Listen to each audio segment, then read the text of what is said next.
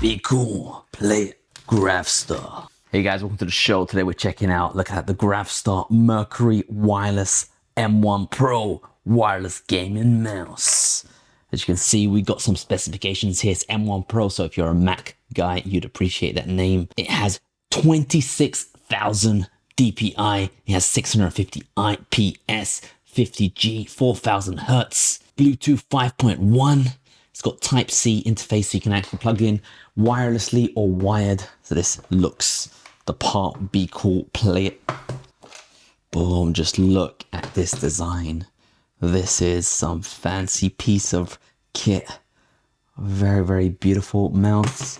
It is, feels kind of nice and rugged. Let's just see how it feels on my hands. As you see, I get a nice, good, big grip on this scroll wheel. Feels smooth, yet you can feel the ridges, so you can get a bit of control. Clicking, very clicky, very, very lightweight mouse. It feels got nice palm support, so I can rest it on there. And it's supposed to be super accurate. You also get a dongle, so you can connect it via a dongle. You get a USB-A to USB-C converter, very, very handy. Yeah, another, what is this? This looks cute. This thingamajig is actually a 4K receiver. It's able to boost the wireless signal to go maximum speed. That USB right there. And you get nice, this is such a nice feeling cable. It's so smooth. This is such a nice material they've used. It feels so good. It feels fibery. It feels very fibery, this material. Nice and smooth. And it's USB-A to USB-C. Finally, this one I'm looking forward to. Look at this. You get decals here. This is gonna look nice. Nice, beautiful decals. And don't know what this is, but it looks kind of, it's in tune with the design. I wonder if you can stick these on the areas. Look at that. That one probably goes on there. So you get a bit of arts and craft. That one goes on there. That one goes on there. So you get to play, and it gives it a bit of grip, nice bit of support. So when you are pressing down, it isn't so aggressive. A bit of rubber on there. You see, that's the mouse inside there. And you got a little shield around it. It's like from the Mad Max generation. You also get some buttons on the side here. And a button on the top there. So just look how that compares. This guy, very slim profile. This guy a bit more chunky, putting your hand on it. You can see it's a bit more raised, a bit more comfortable. This guy's a bit more flat. So you're paying for that ergonomic design. It's got a lot of buttons everywhere. Lots of button city. First thing we're gonna do, we're gonna go with USB dongle. It should hopefully connect. We've got keyboard connect assistant. There you go. We are on the screen. We're live. I had to put it on the leftmost switch. That's for USB-C dongle. And it is very smooth.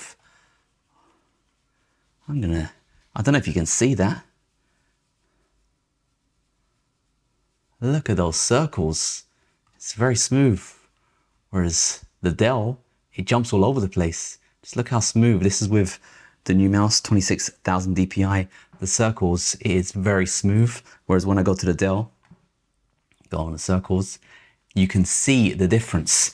Now, they're both limited to that 60 frames a second screen, but I can actually see the difference. Like the Dell one is jumping all over the place, whereas this one, you feel a bit of smoothness, and this is just straight up out of the box. Scroll wheel wise, I'm scrolling away. It's a smooth scroll wheel. Look at that scroll. Now let's go on the Dell. It is also kind of smooth, except it's kind of laggy, this Dell. I don't know if you can see it right there. It's a bit too smooth scrolling up and down, whereas this one, you feel the ridges. So it's a lot more enjoyable to scroll. A lot more enjoyable. Oh, look at that, look at that, look at that, look at that. That's titty. Can you do that with this? Look at that, scroll in action. Now, I don't know what these extra buttons are gonna do for me. It seems to be going back and forward, straight up. So you can go on the browser, back and forward, straight up, so that's pretty cool. Middle button at the top there. Kind of changes the color scheme. Look at that. Look at that. Ooh, look at these nice colors. So yeah, pretty epic mouse. Works out of the box as expected. But what I want to switch up to is wired connection, because I heard that's where you get the maximum speed. So when you're doing some, Final Cut Pro editing, your Office Word documentation or your gaming sessions, that's when you're going to find it good. So interestingly enough, you plug it in via the front, just like that. So now it's plugged in. It's going to think it's a keyboard out of the box, but you need to switch over to the correct setting. So the middle one is for when you're plugging in via the cable, and I guess the last one is when you're doing Bluetooth.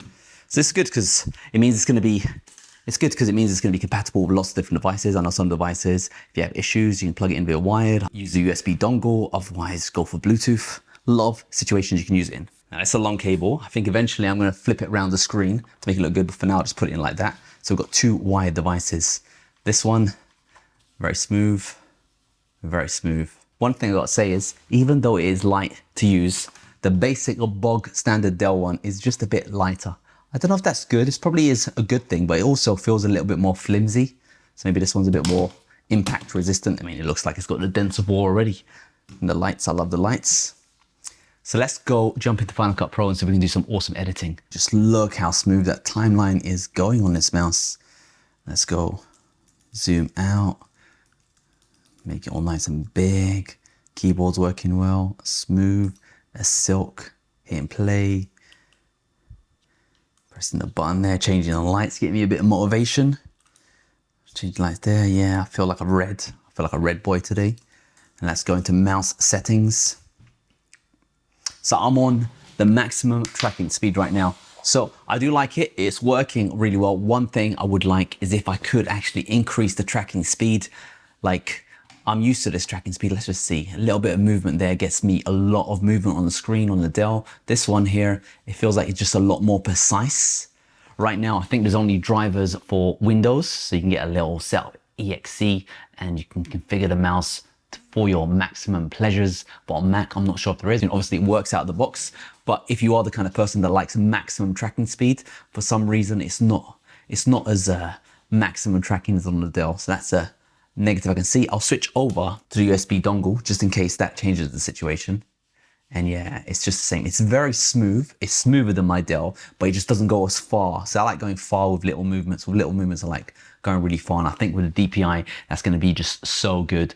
So right now on the Mac, I don't think the drivers are fully there if you want maximum tracking. But if you're not interested in that, if you don't have your tracking on maximum, then it's definitely great out of the box and it's very, very precise. On Windows though, you're going to get the EXE and you're going to be able to customize it. So what do you guys think of the Mercury M1 Pro wireless gaming mouse?